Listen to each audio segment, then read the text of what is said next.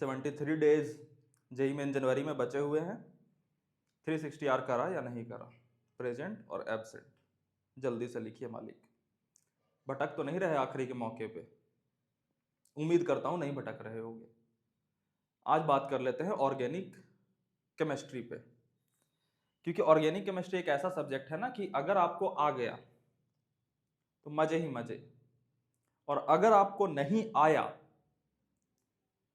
तो वो छोटा सा सब्जेक्ट आपका मैथमेटिक्स से ज्यादा टाइम ले लेगा समझने में। अब समझने में दिक्कत क्या होती है कि इसका एक लूप होता है बहुत गंदा। वो लूप ये होता है कि मान लो कि हमने 11th में GOC1 और GOC2 कोटा के लैंग्वेज में, जनरल लैंग्वेज में जनरल ऑर्गेनिक केमिस्ट्री और रिएक्शन मैकेनिज्म, ये दो चैप्टर हमने ठीक से नहीं करे 11th में। 12th में आ गए, 12th की ऑर्गेनिक स्टार्ट हो गई। अब हमें लगता है कि 12th की ऑर्गेनिक हम सीधा बचा लेंगे, तो हम पहली कोशिश करते हैं 12th की ऑर्गेनिक बचाने की रट्टा फॉर्मेशन से, कि हमने एक रिएक्शन हमारे सामने आया कैनिजारो, हमने उस रिएक्शन को रटने की कोशिश कर ली और ये उम्मीद कर लिया कि समझ गए। अब जेई वाले आपके रटे हुए ज्ञान पे कुछ भाव नहीं देते ना, वो उसको मोल्ड करके और कैनिजारो से ही एक नया रिएक्शन निकाल लेंगे। तो आपने सिर्फ अगर कैनिजारो रट रखा है तो आप नहीं बना पाओगे, और ये एहसास आपको आपका टेस्ट करा देता है। उम्मीद करता हूं करा देता होगा, क्योंकि बहुत सारी जगहों पे ऐसा भी होता है कि कैनिजारो से पूछा तो कैनिजारो ही पूछ दिया, वो जेई वैसे नहीं खेलता। बट आपको भ्रम बना रहेगा कि मुझे ऑर्गेनिक आ रही है। फिर भी ऑर्गेनिक आने का भ्रम नहीं देता जब तक आपका जीओसी और रिएक्शन मैकेनिज्म अच्छा ना हो। तो आप थोड़ी देर करोगे, एक टाइम आएगा जब ऑर्गेनिक में आपको लॉजिक दिखना बंद हो जाएगा। और जिस दिन तुम्हें ऑर्गेनिक में लॉजिक दिखना बंद हो जाए ना, उस दिन समझना कि तुम ऑर्गेनिक समझ नहीं पा रहे।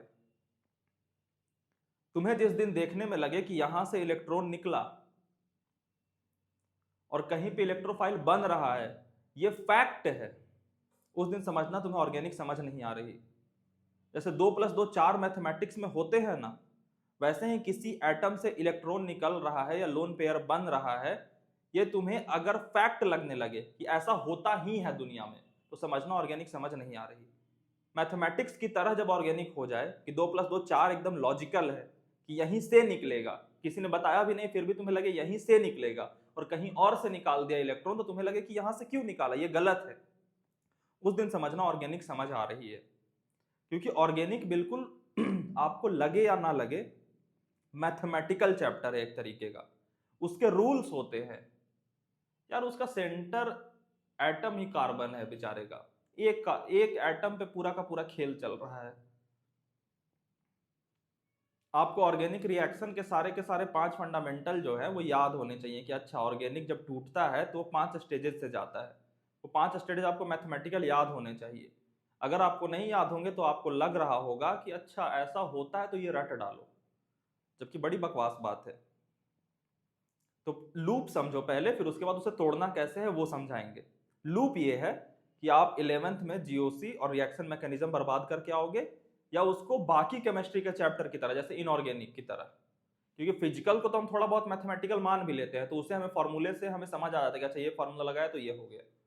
लेकिन ऑर्गेनिक इनऑर्गेनिक को हम एक तरीके से मानने की गलती कर लेते हैं, और हम 11th में जीओसी और रिएक्शन मैकेनिज्म इस तरीके से पढ़ डालते हैं कि ये कोई फैक्ट वाला चैप्टर है। मैं हमेशा फैक्ट और कॉन्सेप्ट के बीच का रिश्ता समझाता हूं ना, कि इंडिया की राजधानी दिल्ली है, ये फैक्ट है। ऐसे सवाल नीट में पूछते हैं कि आपने इंडिया की राजधानी दिल्ली निकाला, और आपसे नीट के पेपर में दिख जाएगा कि इंडिया की राजधानी क्या है, तो दिल्ली, न्यू दिल्ली। लेकिन जेई ऐसे नहीं खेलता, आपको यह पता करना पड़ेगा कि इंडिया की राजधानी न्यू दिल्ली ही क्यों है। क्योंकि जेई एडवांस में सवाल कैसे आएंगे कि कोई आपको एक इमेजिनरी कंट्री का नाम दिया जाएगा और पूछा जाएगा कि जिस रूल के अकॉर्डिंग इंडिया की राजधानी न्यू दिल्ली है, उसी रूल के अकॉर्डिंग ये जो इमेजिनरी कंट्री है उसकी राजधानी कहां होगी। इसे कहते हैं कॉन्सेप्ट को जानना। इंडिया की राजधानी दिल्ली है, उसे आपने कॉन्सेप्ट को रट लिया, वो आपको कॉन्सेप्ट का भ्रम देगा। लेकिन इंडिया की राजधानी दिल्ली क्यों है, तो फिर आप किसी भी कंट्री की राजधानी बताने में सफल हो जाओ कि अच्छा एक कैपिटल होने के लिए ये क्राइटेरिया होती है, इसके अकॉर्डिंग ये दिल्ली है, तो किसी इमेजिनरी कंट्री का ये हो सकता है। वैसे ही ऑर्गेनिक में कि आप किसी कॉन्सेप्ट को एक तो रट भी सकते हो और ये बिल्कुल इल्यूजन पाल सकते हो कि मुझे समझ आ गया। तो आपने इस चक्कर में 11th की वो 2 चैप्टर को बर्बाद कर लिया, चाहे पढ़ा ही नहीं या बर्बाद कर लिया। पढ़ा नहीं तब तो बर्बाद है ही, क्योंकि जानते ही नहीं। लेकिन पढ़ करके भी रटने वाले मेथड से आपने प्रोसीड करा तो आपकी वो चीज बर्बाद हो गई। अब आप आ गए 12th में। अब आपने उसी प्रोसेस से 12th के चैप्टर को अप्रोच करना स्टार्ट करा, जिससे आपको लगने लगा, शुरुआत में तो लगेगा कि अच्छा ठीक है, इस रिएक्शन को टीचर ने पढ़ाया, टीचर ने पूरी कोशिश की कॉन्सेप्ट बताने की, लेकिन आपको कॉन्सेप्ट रटने की आदत हो रखी है तो आपने उसे भी रट डाला।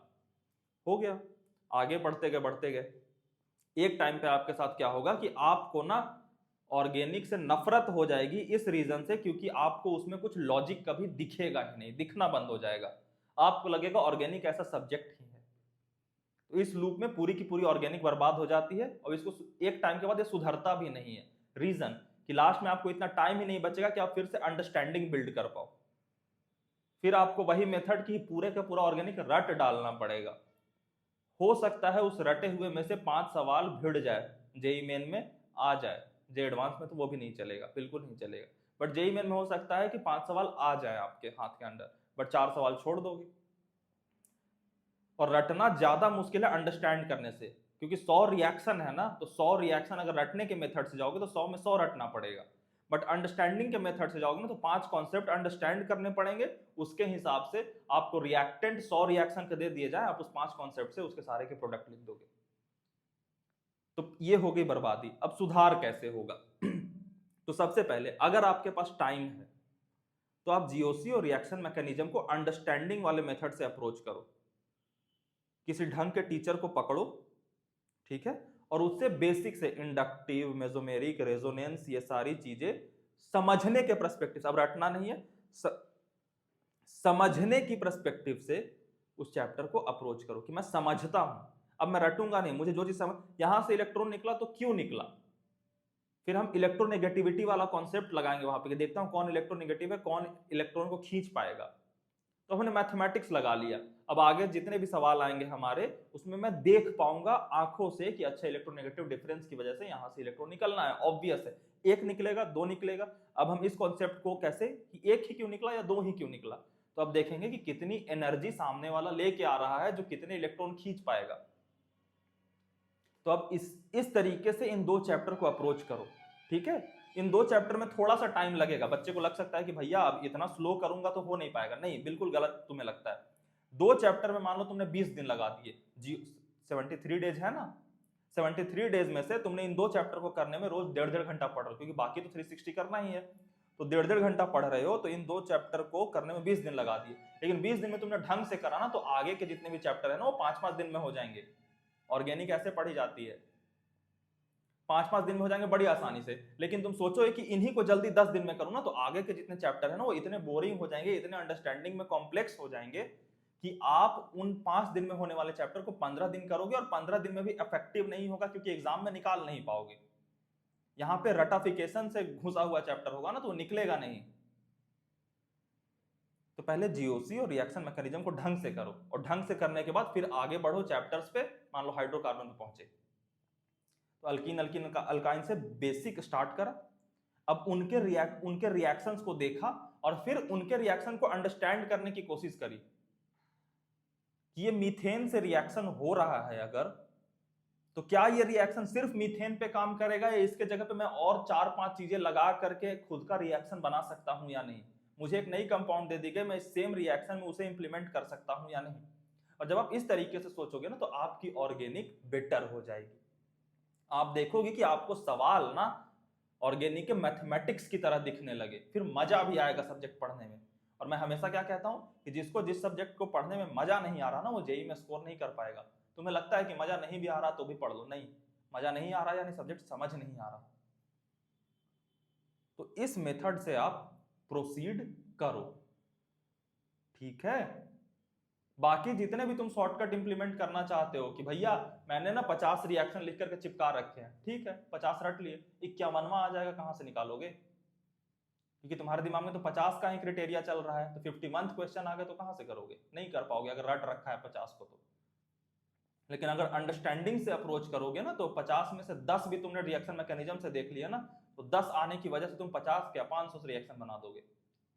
तो थोड़ा स्लो डाउन, पहला बात कि स्लो हो जाओ, डरो मत कि बहुत टाइम चला गया है, नहीं, आराम से ठंडा हो जाओ, जीओसी के नोट्स फिर से उठाओ और उसे समझने की कोशिश करो अगर पहले से पढ़ रखा है, और नहीं पढ़ रखा तो किसी टीचर के लेक्चर उठाओ और 20 दिन लो इन 2 चैप्टर को करने में। क्या मेरी बात इतनी समझ में आ गई? तो इस चीज को तुम आज से इंप्लीमेंट करोगे। Got it? कल मिलते हैं, कोई प्रॉब्लम हो तो कमेंट में बता देना।